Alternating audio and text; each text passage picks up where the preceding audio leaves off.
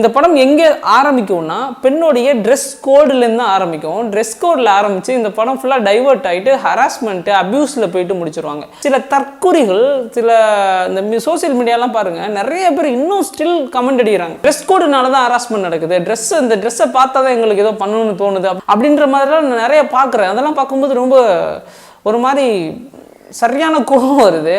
Dress கோடில் எப்படி வந்து harass பண்ணுறதுக்கு தோணும் உனக்கு? ட்ரெஸ் கோடில் உனக்கு என்ன பிரச்சனை? அவங்க எப்படி ட்ரெஸ் பண்ணியிருந்தால் உனக்கு என்ன பிரச்சனை? இப்போ நான் ஒரு எக்ஸாம்பிளுக்கு நான் சொல்கிறேன், இது என்னுடைய தாட்னு வச்சுக்கோங்களேன். இப்போது ஃபாரின் போகிறோன்னு வச்சுக்கோங்க. ஃபாரினில் வந்து ஒரு பிக்கினி போட்டு ஒரு பொண்ணு இருக்குது, ஓகே, ஃபாரின் கேர்ள். அதே ஊரில் இருக்க ஒரு ஃபாரினரு ஒரு பையன் அந்த பொண்ணை எப்படி அந்த பிக்கினி ட்ரெஸ்ஸில் பார்த்தோன்னே அவங்கள ஹராஸ் பண்ணணும்னு தோணுமா உனக்கு? கண்டிப்பாக தோணாதுல்ல. அவனுக்கு அது இட்ஸ் வெரி நார்மல். அப்போ பிரச்சனை எங்கே? நம்ம பார்க்குற பார்வையில் தான் இருக்குது, கரெக்டாக? அப்போ நம்ம தான் தப்பாக வளர்ந்துருக்கோம்.